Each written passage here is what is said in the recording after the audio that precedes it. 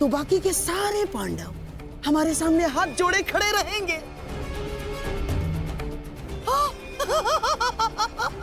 उत्तम। कल चाहे जो कुछ भी हो जाए, हम उस युधिष्ठिर को बंदी बनाकर रहेंगे। उसकी सुरक्षा की हर एक दीवार, हर एक व्यू तोड़ देंगे हम। तो इसका तोड़ क्या है माधव?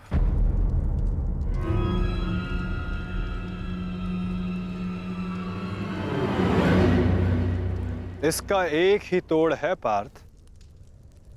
कल युद्ध में धर्मराज युधिष्ठिर व्यू में सबसे आगे रहेंगे।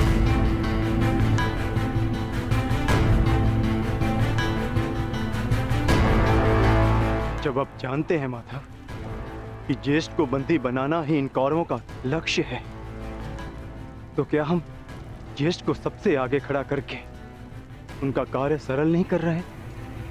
क्या ये उचित है माधव? हाँ पार्थ, यही उचित है। इसीलिए मैं ऐसा कर रहा हूं।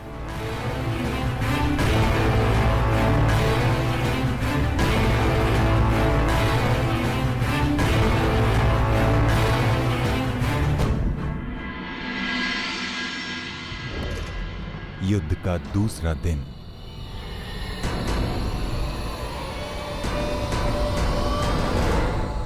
क्या युद्ध आरंभ का शंखनाद तब तक नहीं हुआ संजय?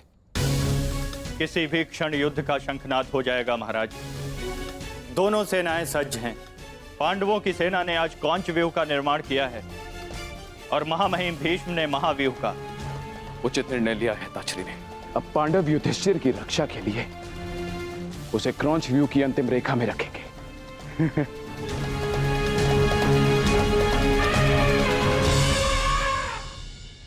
युद्ध भूमि में कुछ असामान्य घटित हुआ है महाराज, जिसका किसी को अनुमान नहीं था। जिस प्रकार से युवराज दुर्योधन आश्चर्यचकित हैं, ठीक उसी प्रकार से मैं भी आश्चर्यचकित हूं महाराज। किंतु ऐसा क्या हुआ है संजय? पांडवों ने राजकुमार युधिष्ठिर को सेना के अंतिम रेखा में न रखकर सेना के अग्रभाग में रखा है महाराज।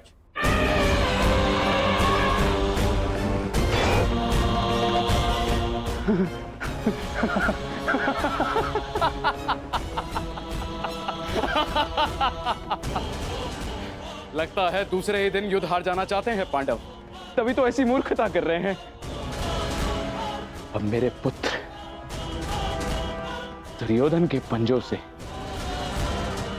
युधिष्ठिर को कोई भी नहीं बचा सकता, कोई भी नहीं। मरेंगे, मरेंगे ये सब।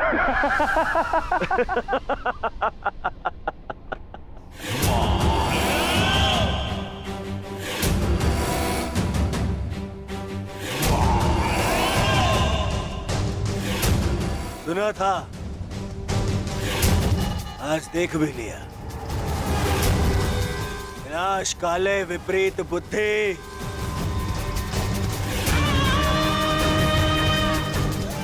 युधिष्ठिर को सबसे आगे खड़ा करके आश्चर्यचकित कर दिया इन पांडवों ने।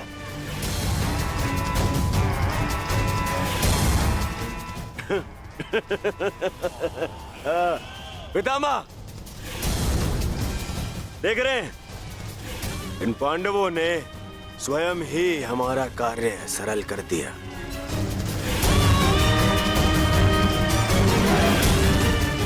युधिष्ठिर को आगे खड़ा करके।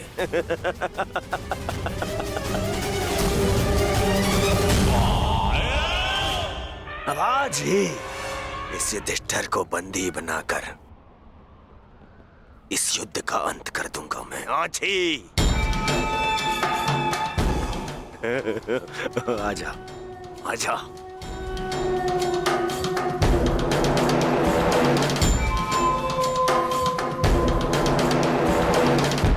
कल अंगराज ने उत्सव मनाने से रोक दिया था, आज अवश्य मनाएंगे।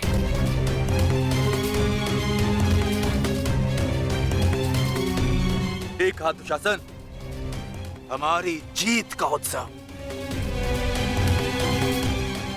मत भूलिए पिताश्री ने क्या कहा था। अभी से उत्सव मनाने के विषय में सोचना भी मूर्खता है। युद्ध अभी शेष है।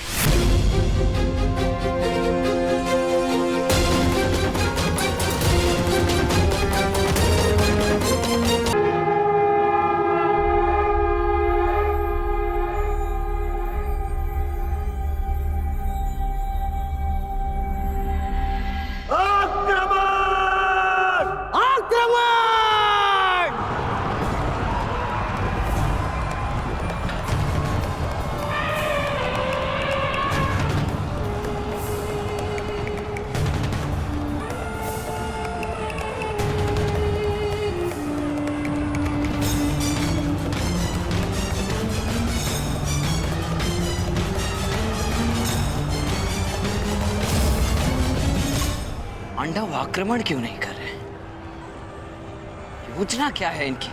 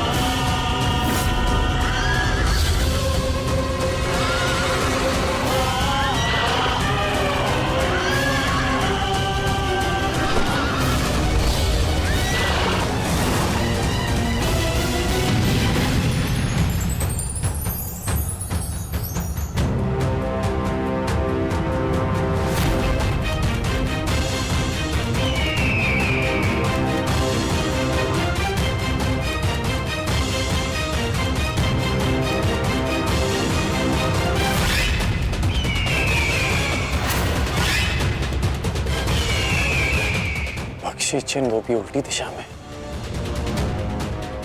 ये पांडव पीछे क्यों हट रहे हैं?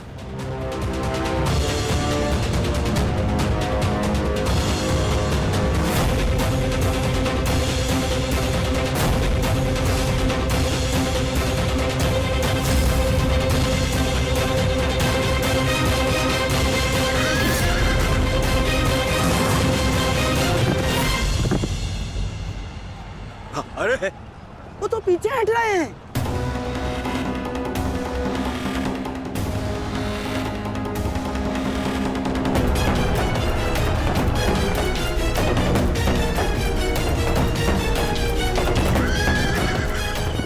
पीछा करो इनका, समाप्त कर दो सबको।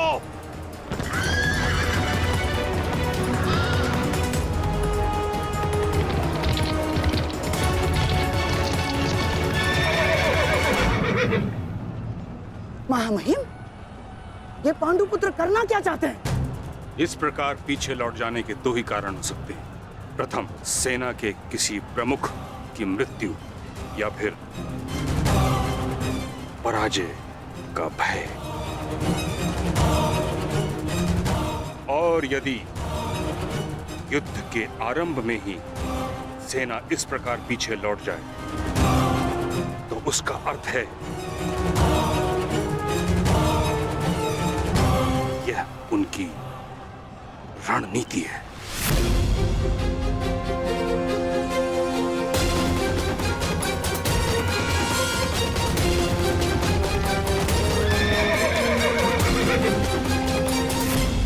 उनकी रणनीति है।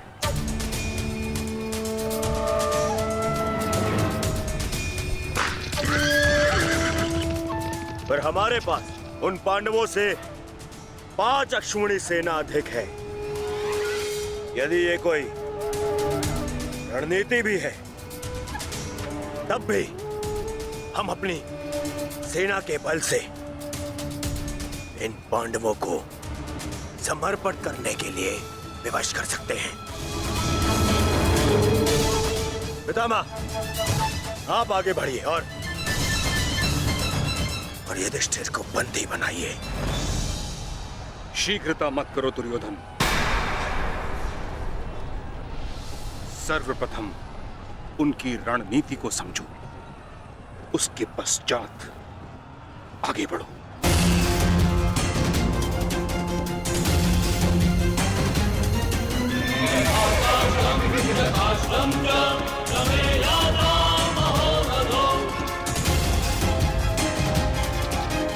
जितना सरल ये दिख रहा है, ये उतना सरल होना नहीं चाहिए। कुछ तो गड़बड़ है।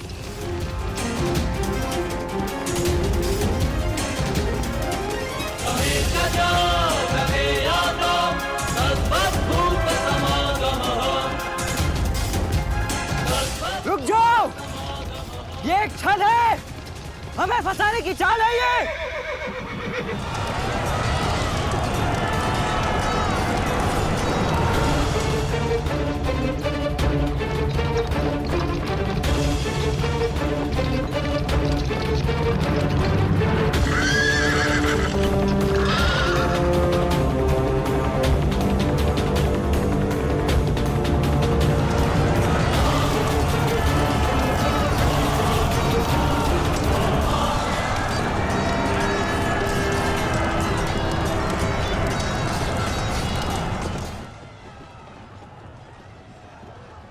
दुशासन और अश्वत्थामा अपनी सेना को लेकर कौरव सेना से अलग हो गए हैं महाराज। यह अवश्य ही पांडव सेना की कोई सोची समझी रणनीति है।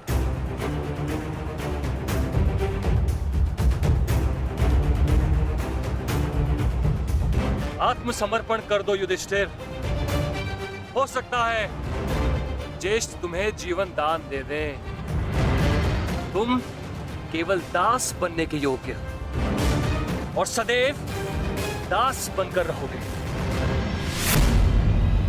और पांचाली सदैव हमारी दासी बनकर रहेगी।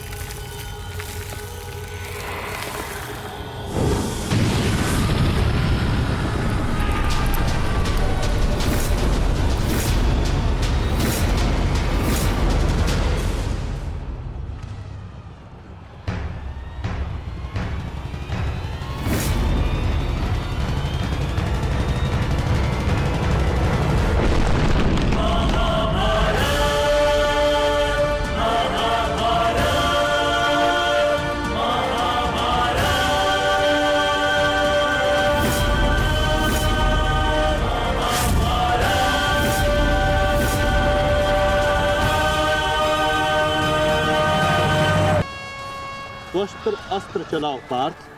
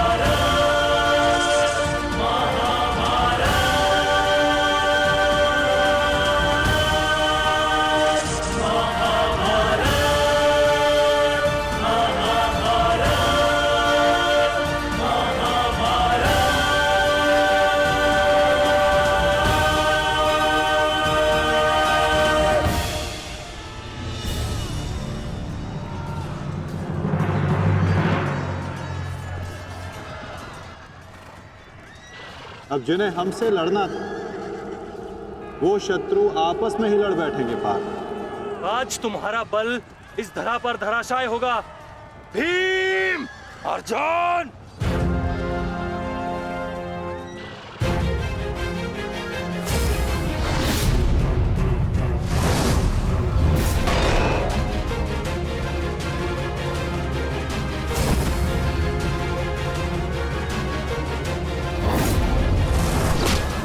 ये क्या हो रहा है?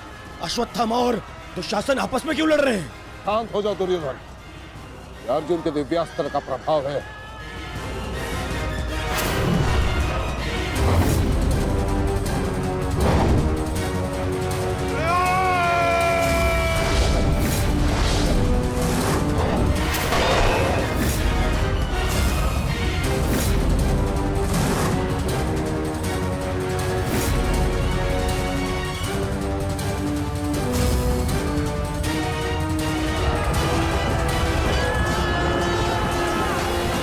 राजकुमार अर्जुन ने तोस्तर अस्त्र का प्रयोग किया है महाराज। ये प्राचीन और बहुत ही दुर्लभ अस्त्र है। ये सैनिकों को भ्रमित करता है महाराज, और अपने ही सैनिकों में मृत्यु का भय और अपना सबसे बड़ा शत्रु दिखाई देता है महाराज, और वो आपस में ही लड़कर मर जाते हैं महाराज।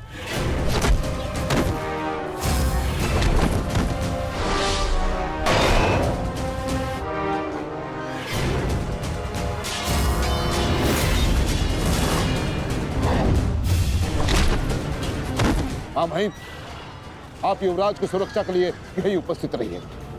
मैं शीघ्र आता हूं।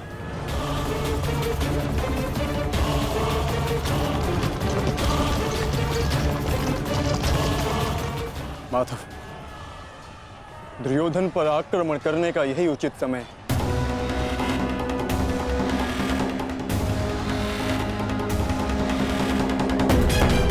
अंतिम प्रहार का समय आ गया है। सारथी,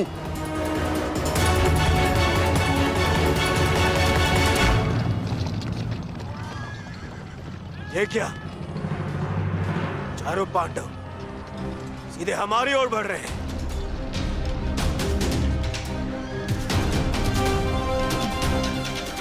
वो भी बिना किसी सुरक्षा पंक्ति के। संजय, इस अस्त्र की माया को किसी तरह तो समाप्त किया जा सकता है। कोई तो उपाय होगा। इसका उत्तर मेरे पास भी नहीं है महाराज, परंतु अवश्य ही राजकुमार अर्जुन के पास होगा, और कदाचित वो अपने पुत्र अभिमन्यु को इसकी काट बता रहे हैं महाराज। सत्य कीर्ति अस्त्र, इसे उपयोग केवल एक शक्तिशाली योद्धा ही कर सकता है। हमारे विपक्षियों में आचार्य द्रोण, पितामह और अंगराज कर्ण इसका उपयोग करना जानते हैं। कर्ण तो युद्ध में सम्मिलित नहीं, और आचार्य द्रोण और पितामह को इनकी रक्षा करने के लिए पहुंचने में समय लगेगा, इसलिए हम इसका लाभ उठा सकते हैं। परंतु तुम भूल रहे हो, युद्ध भूमि में एक और कुशल योद्धा है जो सत्य कीर्ति अस्त्र का प्रयोग करना जानता है।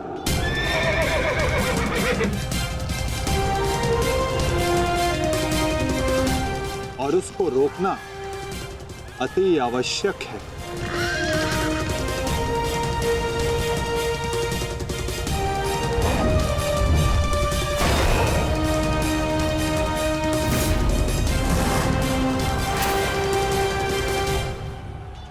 जितने भी अस्त्र हैं, ये शत्रु को भ्रमित कर देते हैं, परंतु इस भ्रम को तोड़ने का कोई तो उपाय होगा ना पिताश्री? एक ही अस्त्र है, सत्य कीर्ति अस्त्र।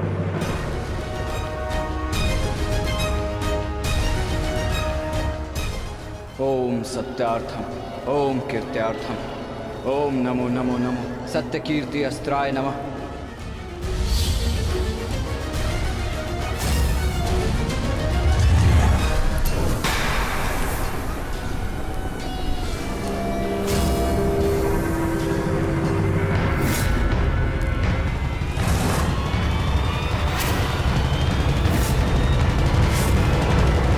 स्वागत है अभिमन्यु। वासुदेव ने सदा तुम्हारी प्रशंसा की, और कल तो तुमने महामहिम भीष्म पितामह का मार्ग भी रोक दिया था। तुम में तुम्हारी इस असाधारण वीरता का मैं सम्मान करता हूं और प्रशंसा भी, परंतु इस समय मुझे मेरी सेना की रक्षा करनी है, और ऐसा करने से मुझे कोई नहीं रोक सकता। प्रशंसा तो तुम्हारी भी बहुत हो रही है वृषसेन। जिस वीरता से तुमने मेरे पिताश्री का सामना किया वो सराहनीय था, परंतु इस समय मेरा भी केवल एक ही लक्ष्य, तुम्हें रोकना। तो विलंब कैसा? मैं प्रस्तुत हूं।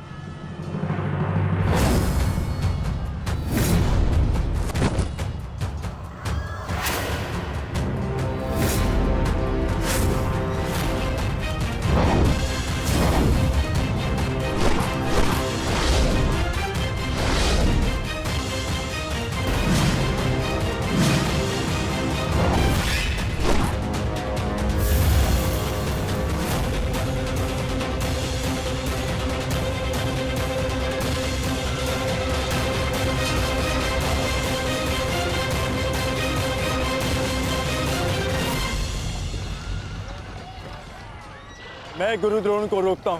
नहीं अर्जुन, गुरु द्रोण का सामना मैं करता हूं, तुम आगे बढ़ो। नहीं भ्राताश्री, दुर्योधन के समर्पण की पुष्टि करने के लिए आपका वहां होना अति आवश्यक है। और जो इसमें सक्षम है वो है भ्राता भीम। पितामह को केवल भ्राता अर्जुन ही रोक सकते हैं। आप सब लोग आगे बढ़िए, हम गुरु द्रोण को रोकते हैं। सारथी, शीघ्रता करो।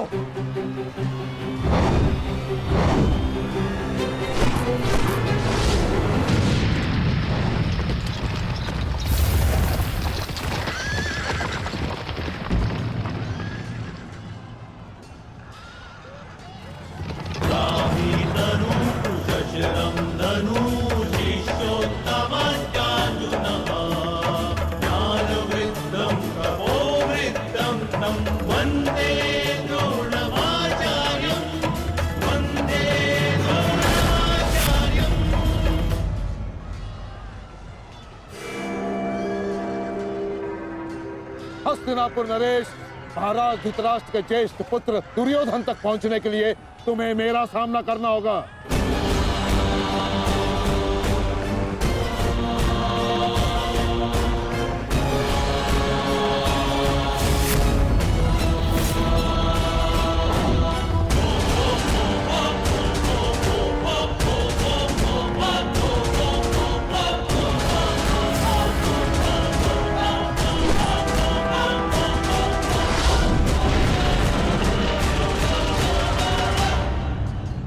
अद्भुत अर्जुन, मुझे गर्व है तुम पर। माना कि भ्राता अर्जुन आपके प्रिय है, परंतु हम भी आपके शिष्य हैं गुरुदेव। अपने साथ बंद करने का अवसर हमें भी प्रदान करें। अवश्य पुत्र, परंतु स्मरण रहे एक क्षण तुम्हारे समक्ष तुम्हारे गुरु द्रोण खड़े हैं। द्वंद इतना सरल नहीं होगा, स्मरण रहे। हमारे गुरु ने हमें कठिन कार्यों को साधने की पूर्ण शिक्षा दी है गुरुदेव। तो सावधान नकुल।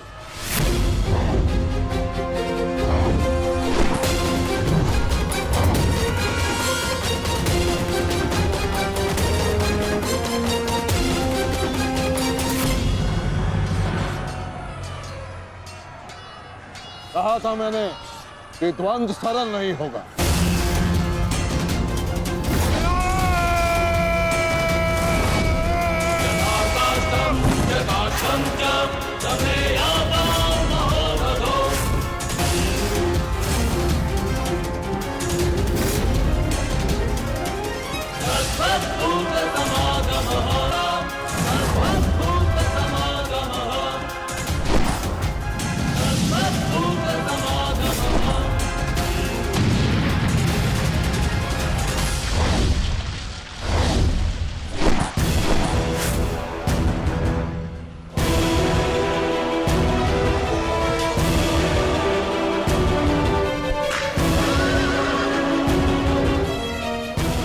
द्वंद्व का समय आ गया है।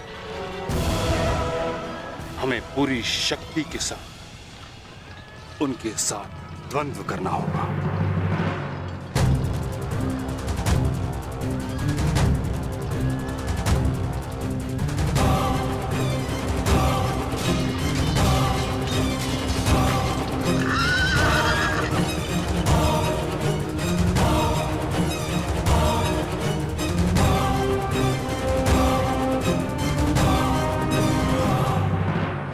क्या हुआ पुत्र? जो कर्तव्य पूर्ण करने आए हो वह करो। मेरे साथ द्वंद करो। रुक क्यों गए? आक्रमण करो मुझ पर।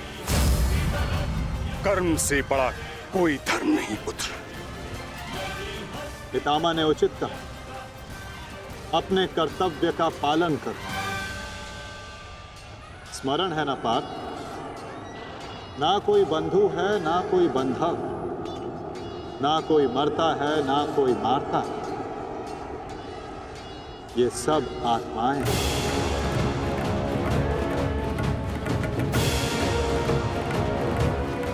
हम सब निमित्त मात्र हैं पार्थ। अब किस अवसर की प्रतीक्षा कर रहे हो? अवसर तो तुम्हारे समक्ष खड़ा है पार्थ।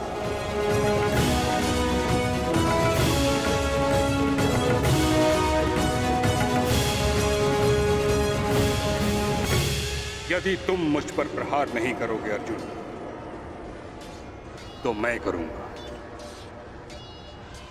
और तुम्हें तुम्हारे कर्तव्य से अवगत कराऊंगा।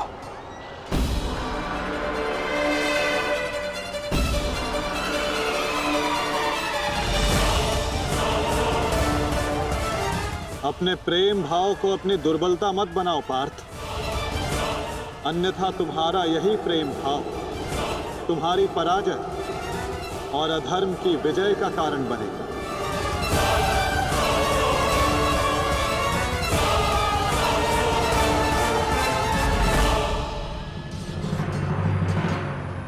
शस्त्र उठाओ पार्थ, प्रहार करो अपने शत्रु पे। प्रहार करो पार्थ।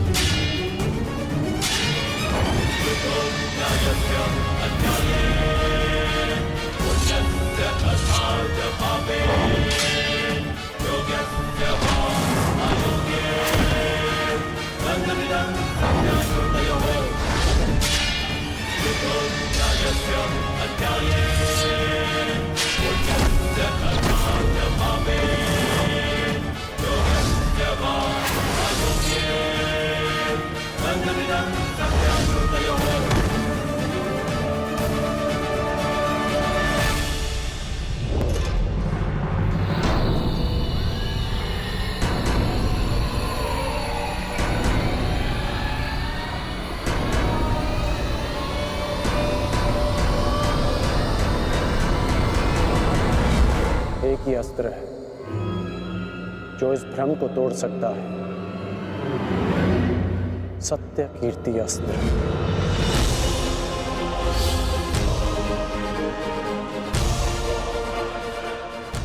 सत्य कीर्ति अस्त्र।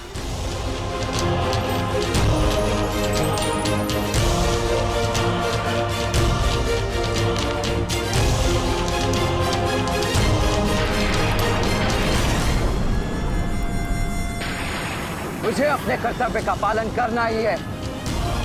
तुम भी अपने कर्तव्य का पालन करो मित्र। हम दोनों को कोई नहीं रोक सकता।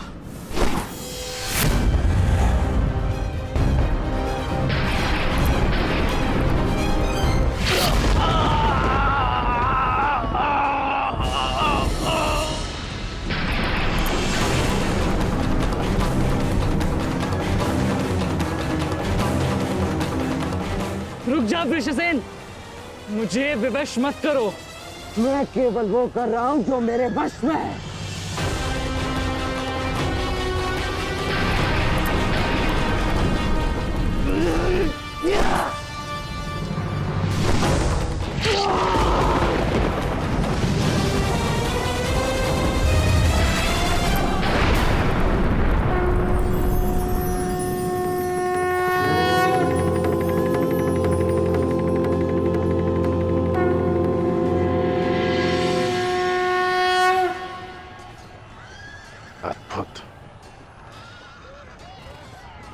पर गर्व है पुत्र।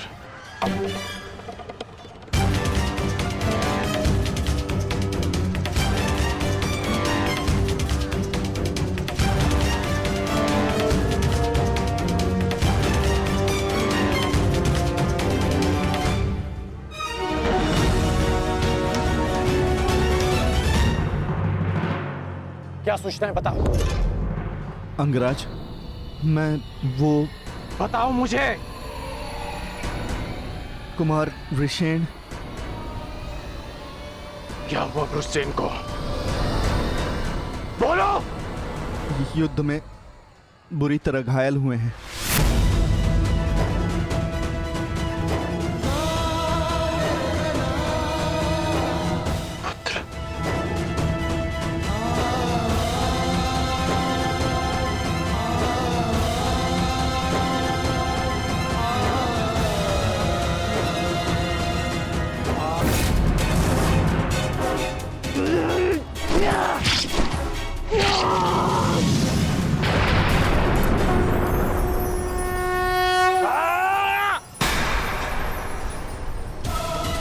ये हमें क्या हुआ था कुमार?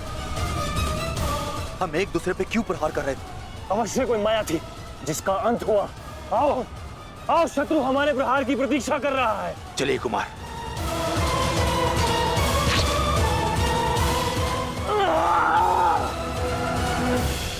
तुम्हारे कौशल और शौर्य को नमन है वृषसेन। अनुमान नहीं था कि कौरव सेना में ऐसे कुशल योद्धा से सामना होगा। सूर्यास्त में समय अभी शेष है अभिमन्यु, और हमारे तुनीरों में बाण नहीं। तो समय व्यर्थ ना करते हुए द्वंद्व आरंभ करें। तो मैं प्रस्तुत हूं योद्धा।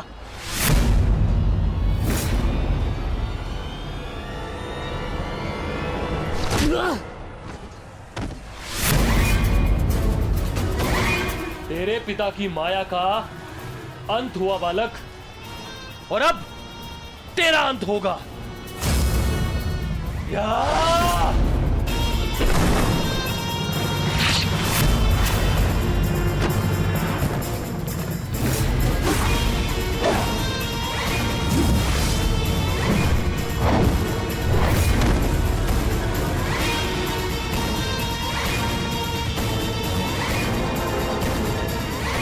हार तब नहीं होती जब मनुष्य पराजित होता है। हार तब होती है जब वो हार मान जाता है। हार मत स्वीकारना पुत्र। इस कुरुक्षेत्र की भूमि को, इस महाभारत के युद्ध को तुम्हारी आवश्यकता है। अभी बहुत तो शेष है। उठो, अपने क्रोध को, अपने साहस को, अपने विश्वास को एकत्रित करो। उठो और युद्ध करो। उठो पुत्र, उठो पुत्र, उठो पुत्र।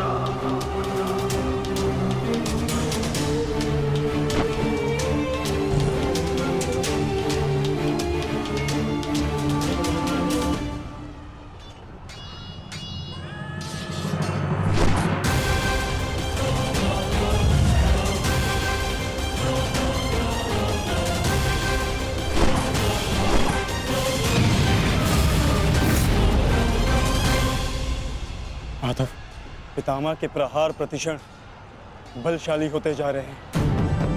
हम उन्हें बहुत समय तक रोक नहीं पाएंगे। रोकना तो पड़ेगा पार्थ।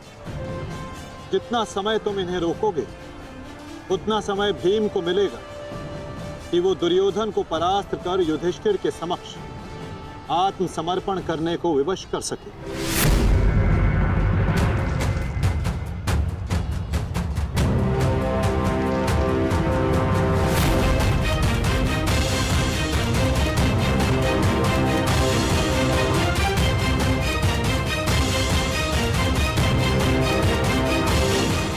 दुर्योधन, ये युद्ध भूमि है, कोई रंग भूमि नहीं कि औरों के द्वंद्व का तुम आनंद उठा सको।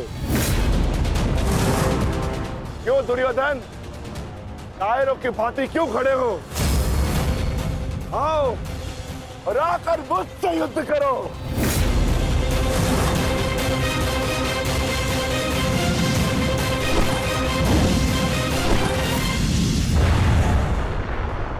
का पुत्र, शीघ्रता कीजिए, अर्जुन आपको द्वंद्व में उलझा रहा है। इधर भीम दुर्योधन की ओर बढ़ रहा है। महामहिम कुछ कीजिए।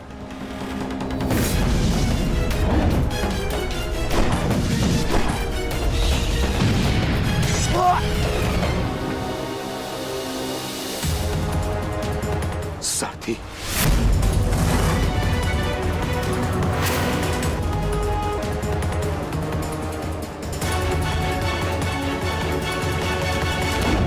सावधान अर्जुन, या तो तुम युद्ध करना भूल गए हो या फिर तुम्हें युद्ध करने का साहस नहीं है। दुर्योधन नहीं, नहीं दुर्योधन, भीम तुम्हें उकसा रहा है। द्वंद्व में मत फंसना। उचित कहा मामाश्री। मेमनों के आखेट के लिए से आगे नहीं बढ़ते, बस होके भीम के लिए तो मेरी कलिंग की सेना ही पर्याप्त है। कलंक के वीरों, आक्रमण करो और इसको बंदी बना लो। जाओ।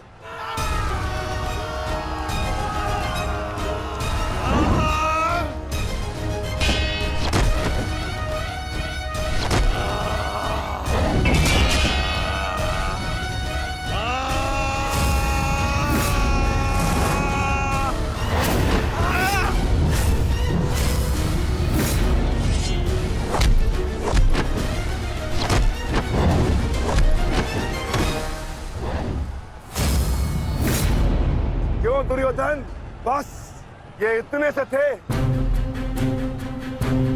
अरे इनसे तो युद्ध करके मेरे हाथ पैर भी नहीं खुले।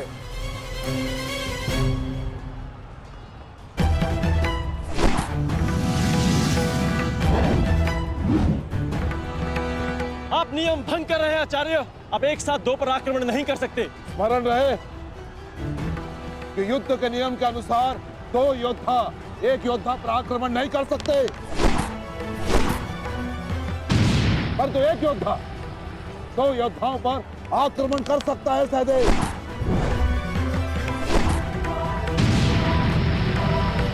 क्या करें नकुल, कुछ करना होगा।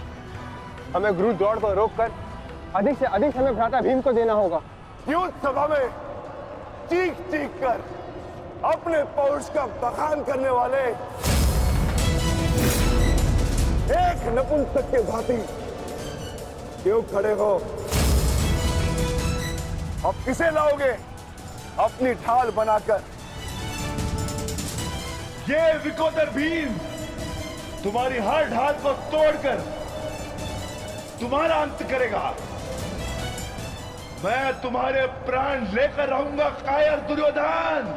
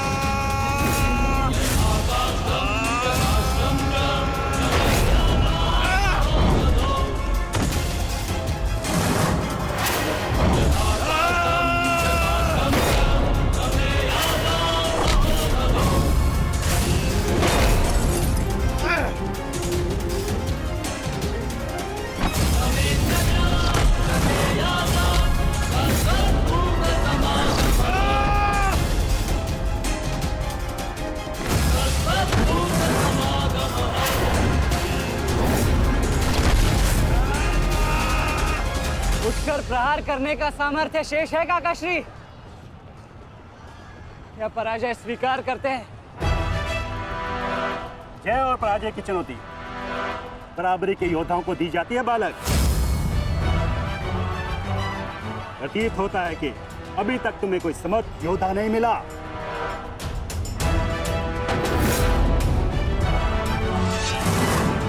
मैं शब्दों के बाण नहीं चलाता नाना श्री। अच्छा, तो युद्ध करो या समर्पण करो।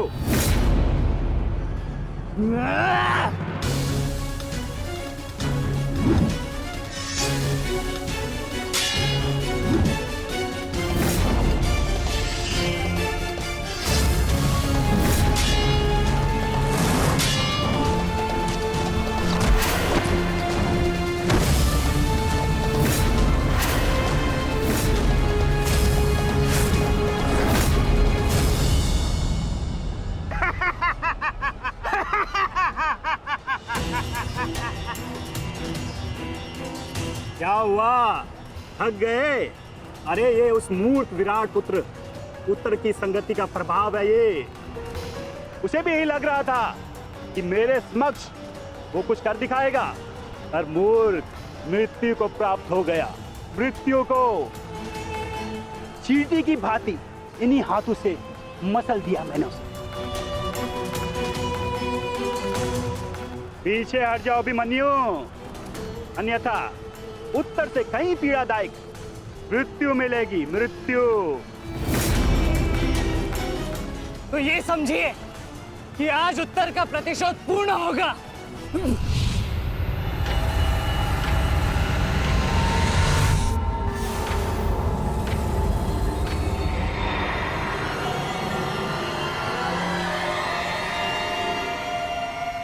ऐसे मूर्खता कर रहे हो अभिमन्यु? मेरी शक्तियों के बारे में ज्ञात नहीं है। शत्रु का क्रोध मुझे और बलशाली बनाता है, बलशाली।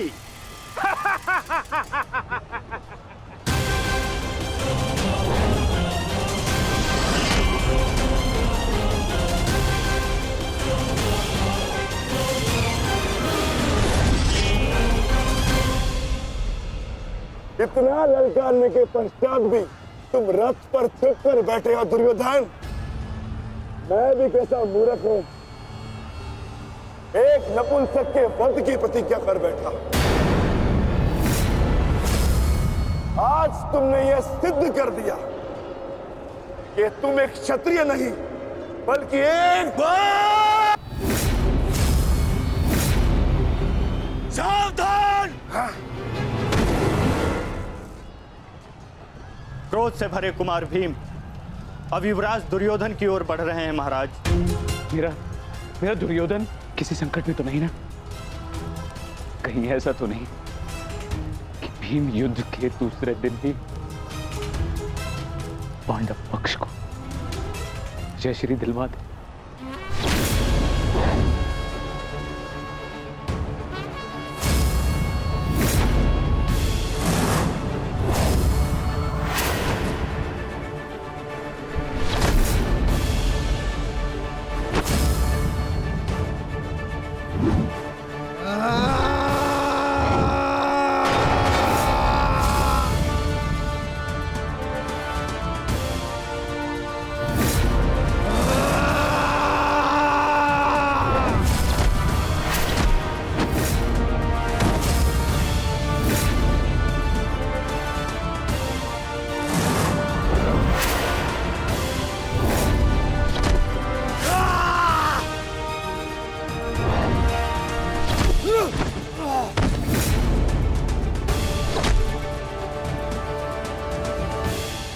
दुर्योधन मारो!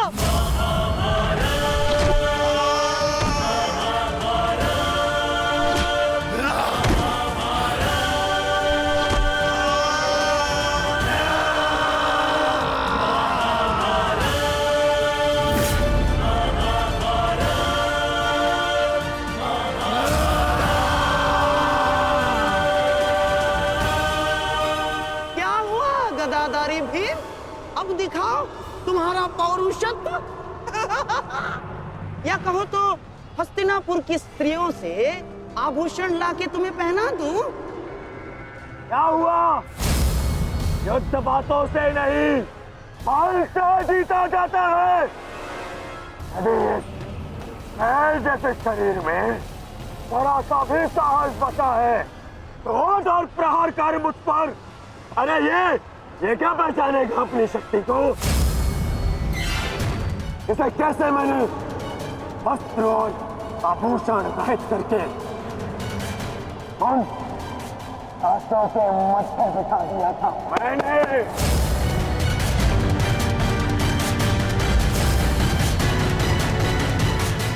कदाचित ये भी भूल गया है कि कैसे मैंने बड़ी सभा में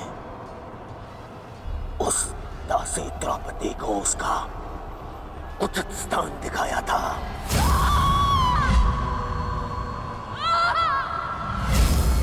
आओ दासी द्रौपदी, आकर मेरी गंगा में बैठो। आओ, वस्त्र हरण करो इस दासी का।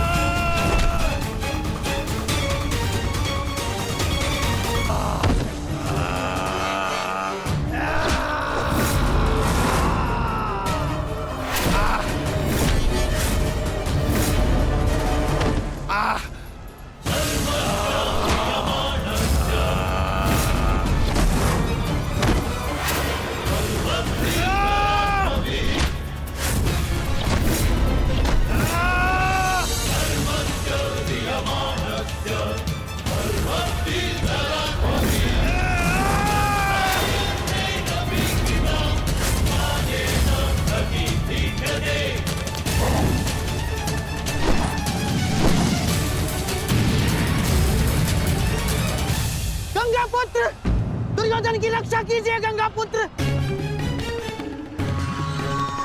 महामहिम, ये क्या कर रहे हैं आप? अपने वचन को पूर्ण कीजिए। आज यदि आपने भीम का वध नहीं किया तो हस्तिनापुर का युवराज घर नहीं लौटेगा। महामहिम, भीम, रुक जाओ, दूर हो जाओ दुर्योधन से, अन्यथा मुझे तुम्हारा वध करना होगा।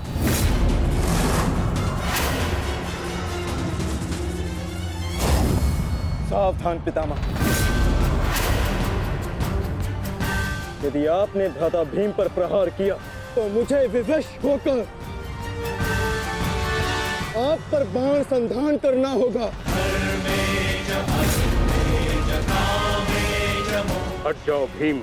क्षमा चाहता हूं पितामह, आप अपना वचन पूर्ण कर रहे हैं तो मुझे भी अपनी प्रतिज्ञा का मान रखना है। आज मैं इस दुर्योधन का वध तो करके ही रहूंगा, चाहे इसके लिए मुझे स्वयं के प्राण क्यों न गंवाने पड़े।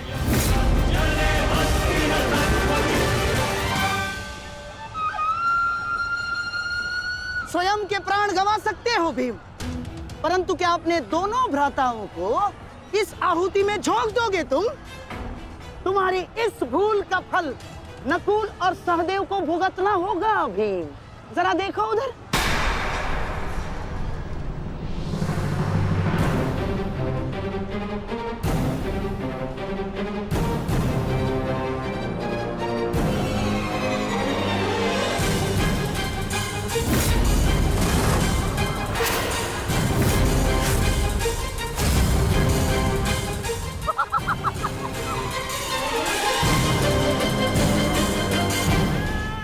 पिताश्री,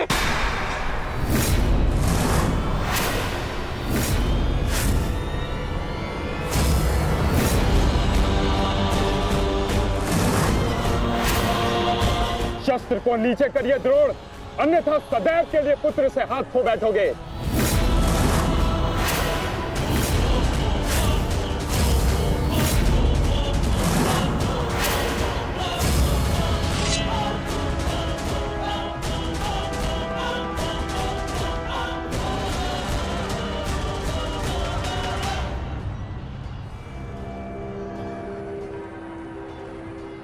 दुर्योधन, तेरा अंत आ गया है। तुम्हारे पास दो विकल्प शेष है दुर्योधन। या तो देश युधिष्ठिर के समक्ष आत्मसमर्पण करो, अपनी सेना को पीछे हटने का आदेश दो, या फिर अपने प्राण यमराज को समर्पित करो।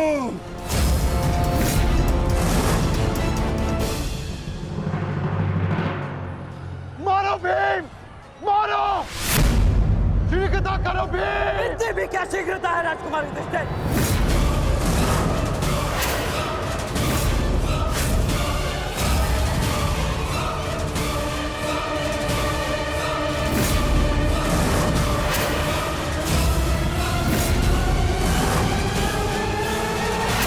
शेष है दुर्योधन। मारो भीम, मारो! शीघ्रता करो भीम! इतनी भी क्या शीघ्रता है राजकुमार युधिष्ठिर?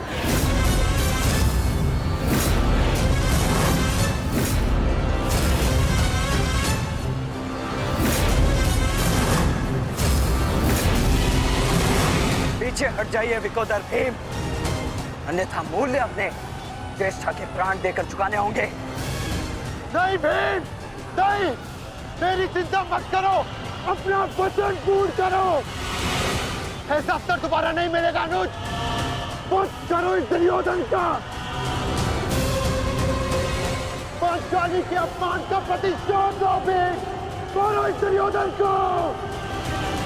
एक बात बुरा सोच लीजिए, अवसर दोबारा मिल सकता है, परंतु ज्येष्ठ के प्राण दोबारा नहीं लौटेंगे।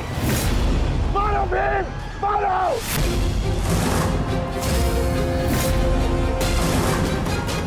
दुर्योधन!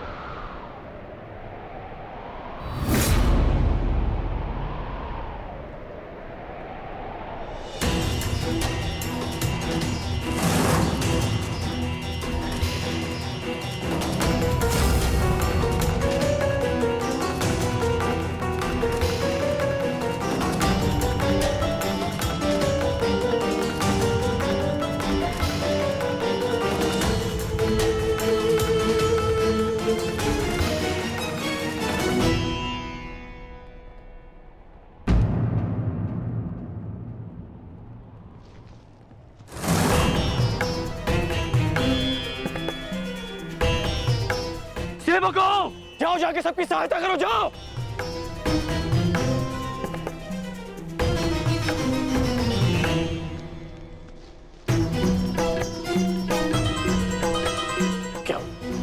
क्या हुआ?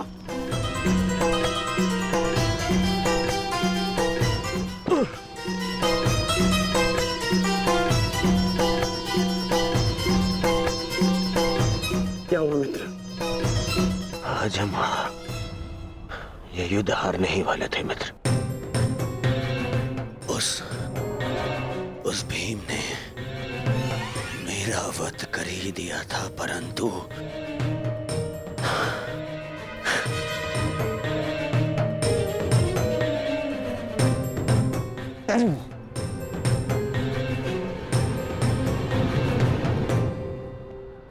ठीक समय पर आकर वृषसेन ने पूरी परिस्थिति को ही बदल दिया।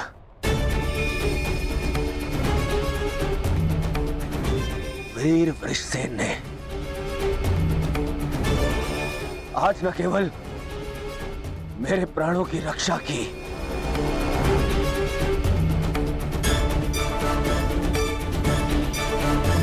अभी तो कौरव सेना को एक लज्जाजनक हार से भी बचाया।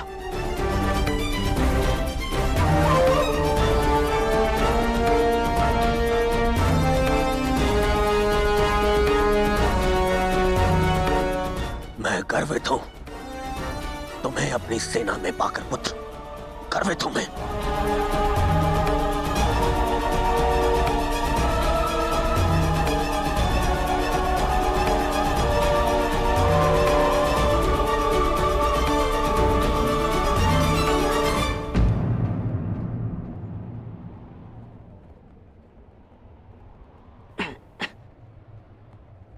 आप फिर से मेरे घाव देख रहे हैं ना पिताश्री,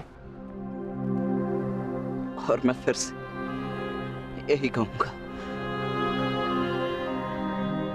चिंता मत कीजिए। आज का युद्ध समाप्त हुआ और युद्ध भूमि में जो कुछ भी हुआ उसे भुला देना ही श्रेयस्कर है। अपितु उन बाधाओं को समझने का प्रयास करना चाहिए जो हमें विजयश्री बनने या प्राप्त करने से रोक रही है।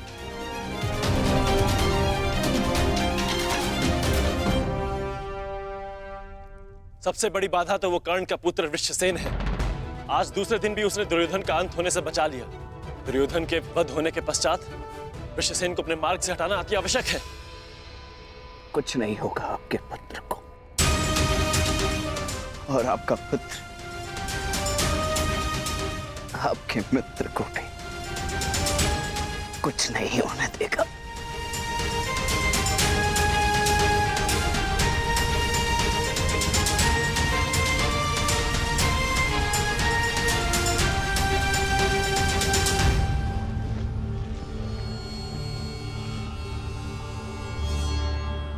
मित्र, आज का दिन हमारे पक्ष में नहीं था। तुम हमारे साथ होते तो कदाचित ऐसा नहीं होता।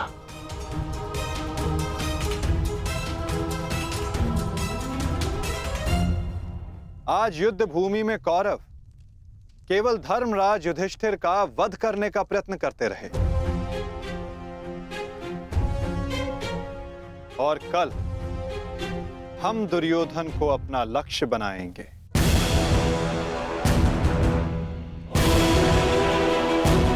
क्योंकि दुर्योधन के अंत के साथ कौरवों की पराजय भी निश्चित है।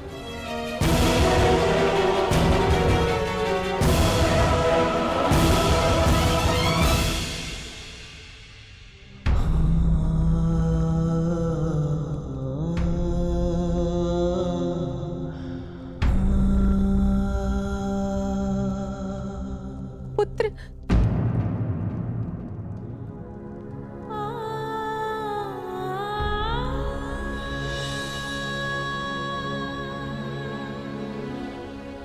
ये क्या दशा बना दी है इस युद्ध ने तुम्हारी?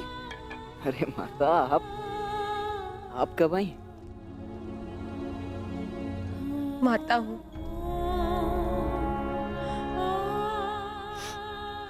पुत्र को घाव लगता है तो माता को आभास हो ही जाता है।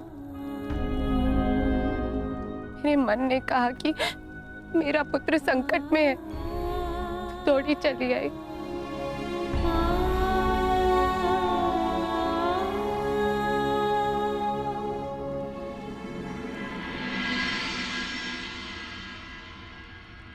परंतु आप भी तो इसके पिता हैं। क्या अपने पुत्र की इस दशा को देखकर तनिक भी दया नहीं आती? अपने पुत्र के जीवन के लिए आपको कोई मोह नहीं? मैंने निश्चित कर लिया है, तुम कल युद्ध में नहीं जाओगे।